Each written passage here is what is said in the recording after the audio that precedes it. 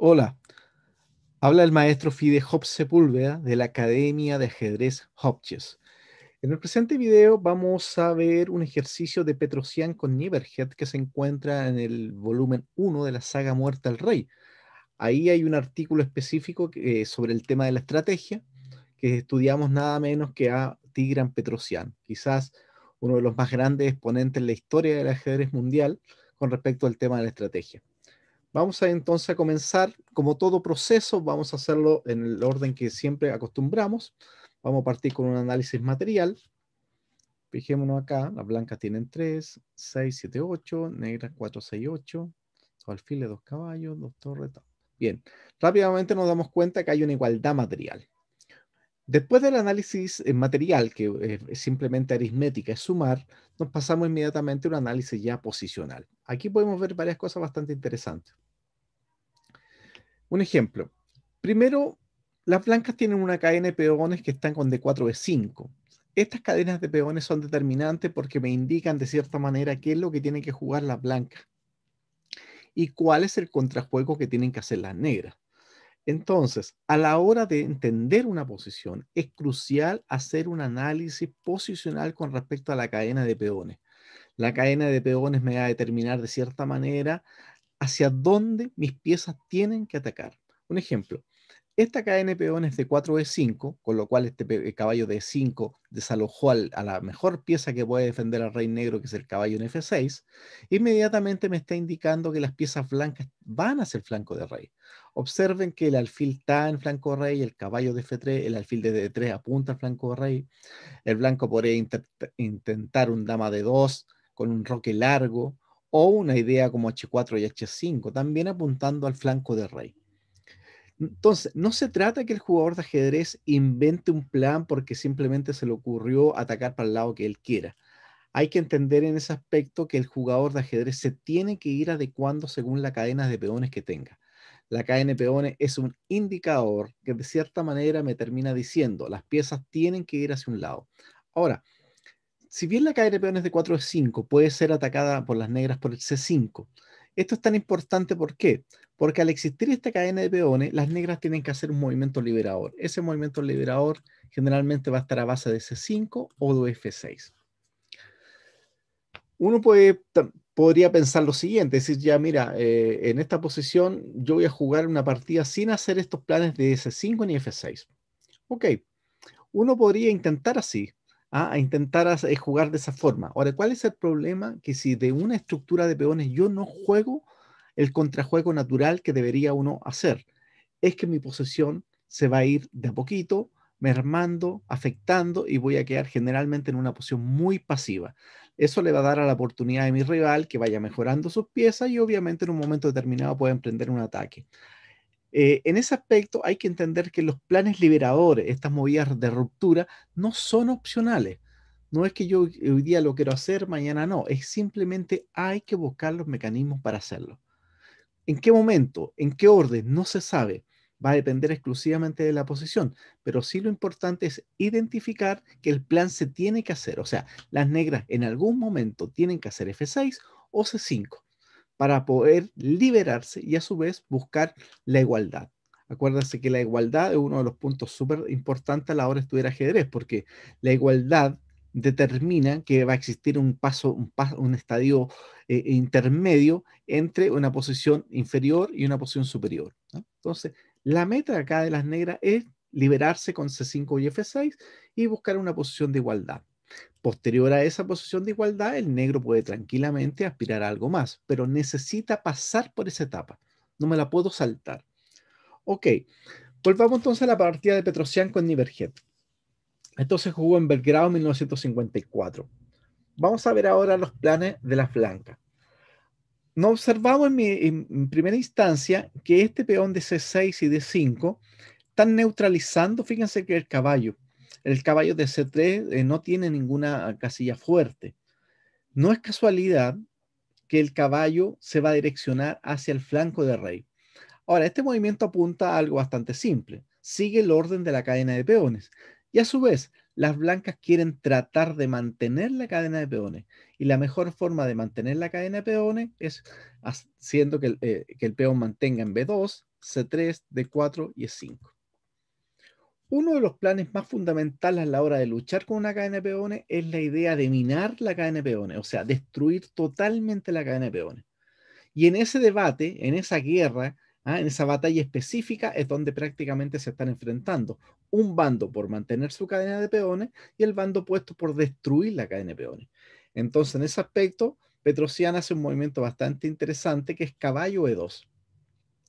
Primero, el caballo lo está trasladando hacia el flanco de rey y está permitiendo en algún momento específico hacer el movimiento C3. Veamos algunas opciones. Si el negro hace C5, que es una de las movidas liberadoras, el blanco podría, fíjense que el movimiento es 6, que si bien es algún movimiento que en algunas posiciones podría funcionar, en esta posición específica no funciona por C4, con lo cual el alfil de D3 queda inmediatamente copado. Eso quiere decir que después que tomo en D7, tomo de dama D7 y el alfil de D3 va a caer. Esta posición es superior para las negras, inmediatamente. Ahora, C5, la idea fundamental de las blancas siempre va a ser mantener la cadena de peones. Fíjese que acá es interesante otro planteamiento, y esta es una de las ideas que nosotros hemos visto también posteriormente en la defensa Owen, que es una de las aperturas que nosotros estamos trabajando dentro de la Academia Hopchess. El cambio de una pieza pasiva por una pieza activa. Este concepto es determinante para poder mejorar en el ajedrez. Observar una posición y saber qué pieza tengo que cambiar me marca un antes y un después en el proceso de aprendizaje ajedrecístico. O sea, ¿qué quiere decir? Si yo me doy cuenta, el alfil de B7 tiene un radio de acción bastante limitado y no así el alfil de D3, que tiene una mayor actividad, o sea, tiene mayor alcance. Generalmente en el ajedrez se va a vislumbrar que una pieza positiva o negativa, en este caso pasiva o activa, va a depender de muchos aspectos y el más importante es la cantidad de superficie que pueden ocupar. Entonces, este alfil A6 que tiene mucho sentido desde una mirada estratégica, falla desde el punto de vista táctico por el siguiente movimiento, caballo F4. Y ahora se genera un golpe directamente a la casilla de 5. El negro no tiene 6, que sería como el movimiento natural para defender el peón de D5, porque el alfil, ¿cierto?, está clavando el peón de D7, está atacando a la dama. Con lo cual, hace alfil por D3, dama por D3, C4, dama D1, y no tiene cómo defender. Fíjense que el caballo de D7 no tiene ninguna casilla posible de mover, entonces simplemente el blanco juega caballo por D5 y gana un peón de más. Entonces, ¿eso qué significa? Que después de C5, C3 no existe el movimiento alfil A6, que en otra posición sí tendría sentido, pero en esta específicamente no. Entonces ahora el negro juega caballo C6. Ahora H4. Acá hay varias opciones interesantes. Enroque, si bien enroque limita un poquito el campo de acción de las piezas en el flanco de rey, porque sería mucho más atractivo desde el punto de vista estratégico hacer H4 y H5 y poder enrocarse largo, un ejemplo. Entonces, por eso permite el F6. Ahora nos damos cuenta que en esta posición las negras hicieron los dos movimientos liberadores. Cuando un bando hace sus movimientos liberadores, se acerca a la igualdad. O sea, por lo menos está en camino.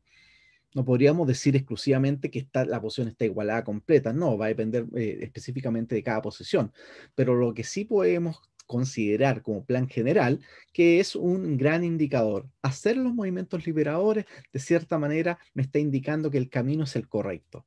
Un ejemplo, E por F6, caballo por F6. Ahora, cuando el rey blanco está enrocado, ya nos damos cuenta que el H4 y el H5 ya no tienen la misma fuerza. De hecho, no presta mucha utilidad. Otra opción es jugar ahí por F6, alfil acá y torre 8. Y el negro siempre tiene latente a un famoso torre por E3, un sacrificio posicional. Eso habría que verlo, pero en estricto rigor la posición negra se ve bastante buena, ¿no? Después de H4, que es un movimiento un poquito más decisivo, el negro nuevamente tiene F6. Ahora, vislumbramos una vez más que el negro ha realizado sus dos movimientos liberadores.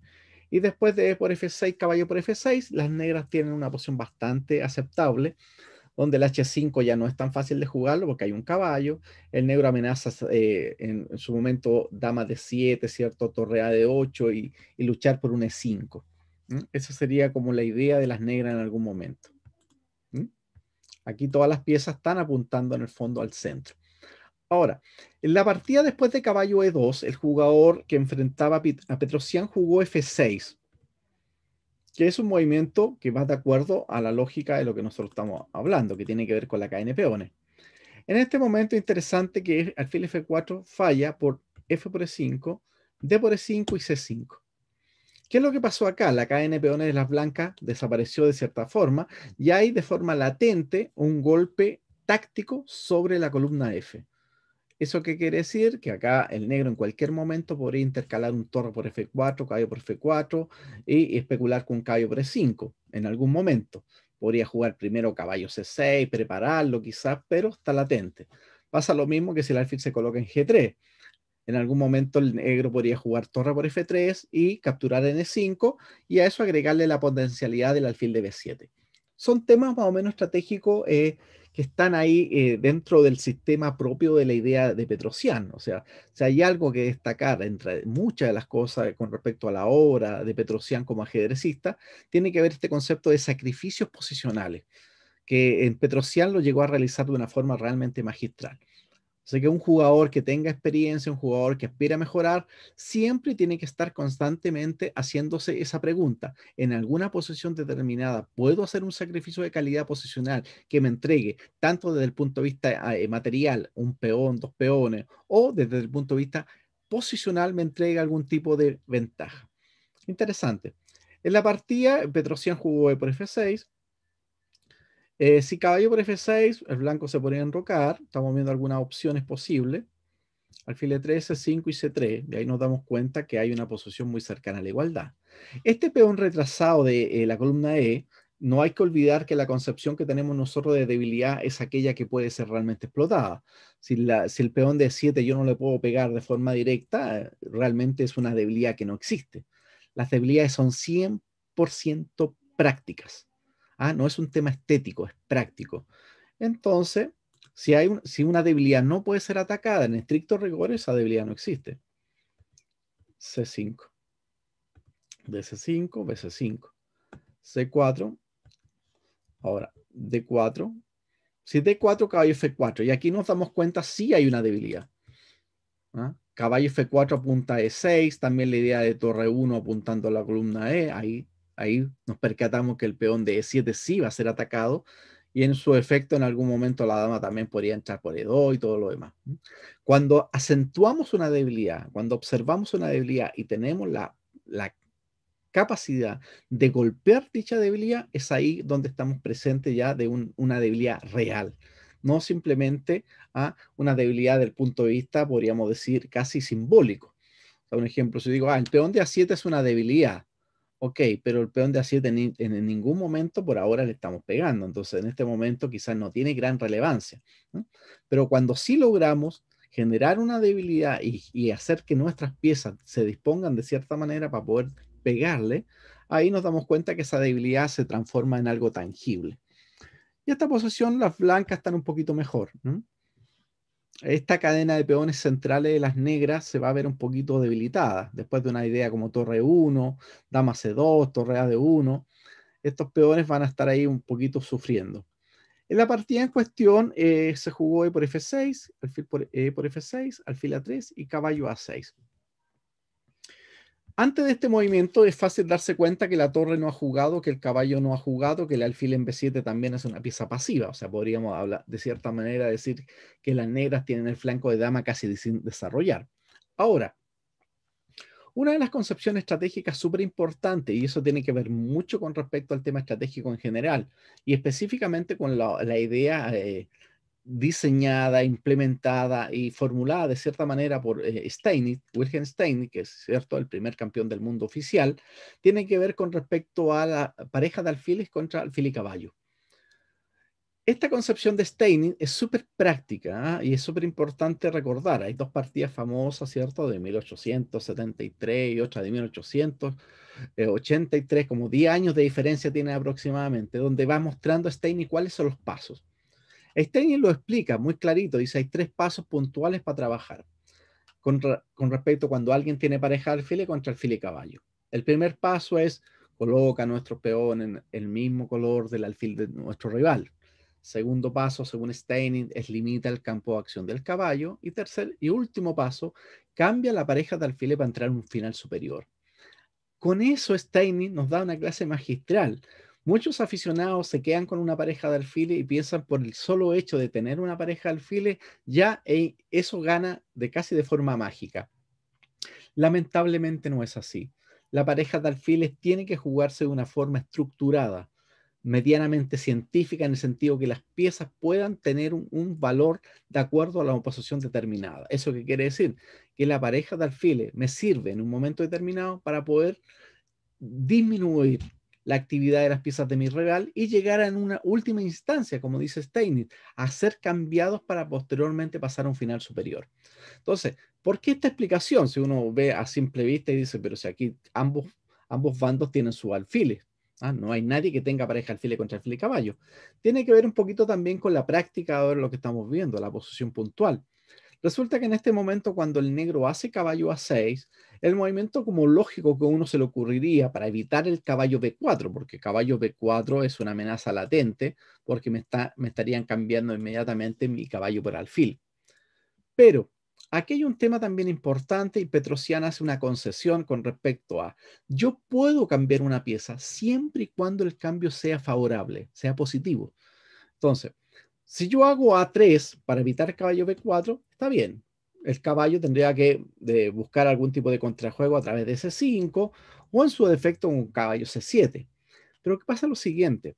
Si el blanco tiene intención de continuar el ataque en el flanco de rey, que es donde mi cadena de peones inicialmente me indicaba dónde tienen que ser cambiadas las piezas, o sea, donde se tienen que dirigir las piezas blancas, es hacia el flanco de rey, entonces necesito enrocarme largo. Si necesito enrocarme largo, necesito mover la dama, ¿cierto? Porque la dama necesita que las torres se comuniquen. Entonces, en ese aspecto, Petrosian hace lo siguiente, dice H4. Ahora, un ejemplo, veamos una variante intermedia, KF4, caballo C7, enroque y torre 8.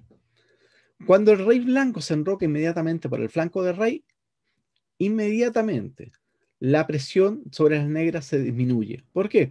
Porque el H4 y el H5 ya no tienen la misma fuerza que si no está la torre por detrás. ¿eh? Entonces, esto es una posición bastante jugable de parte de las negras.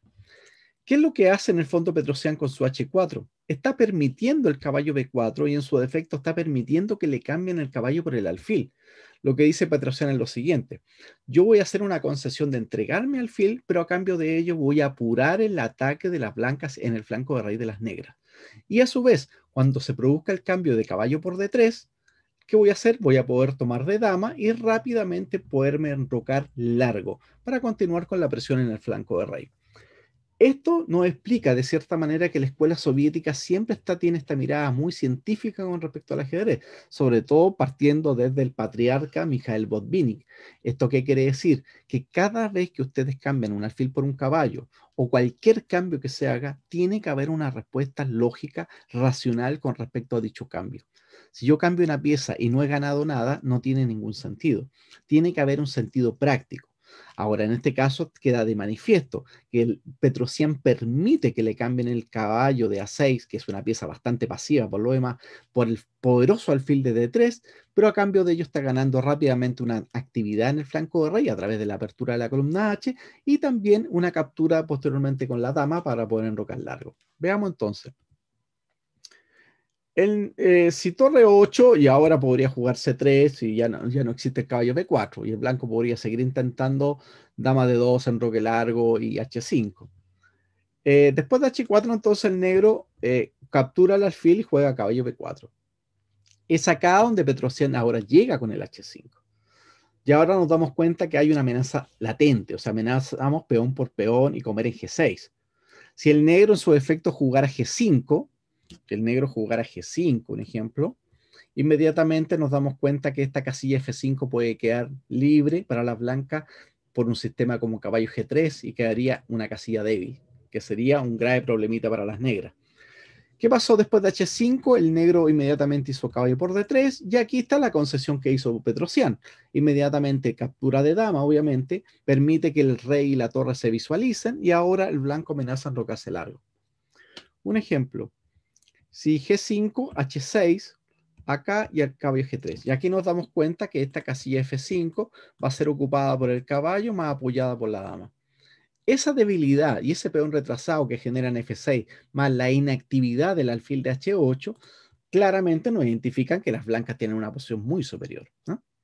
Entonces, y fíjense que en esa posición las negras siguen teniendo pareja de alfiles contra alfil y caballo de las blancas, pero no tiene que ver por la pieza en sí, tiene que ver por el trabajo que desarrolla una pieza en una posición determinada, ¿no? En este caso, los dos alfiles, el alfil de H8 más el alfil de B7, son piezas pasivas. O sea, no me sirve de nada tener pareja de alfiles si están pasivos. ¿Qué pasó?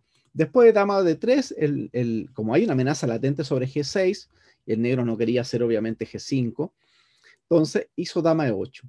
Ahora simplemente tomó. Y ahora interesante esta opción, ¿eh? Que si dama G6, aquí hay varias opciones bastante interesantes. Una es enroque, dama de 3. Si C por D3, torre F7, caballo G3, caballo F8 y caballo H4. Y nuevamente nos damos cuenta que los caballos se están apoderando rápidamente de las casillas blancas. ¿Eso qué significa? Que hay una debilidad real de parte de las negras. Y fíjense que estos peones tienen fea estructura de peones. O sea, no están unidos, son dos islas. Entonces la otra opción es enroque, dama de 3, torre de 3. Alfil A6, que tiene sentido desde el punto de vista estratégico porque está cambiando un alfil pasivo por una pieza, ¿cierto? Y C3. Esta posición ya las blancas siguen manteniendo una pequeña ventajita que tiene que ver con respecto a la debilidad del peón de F6 y H7.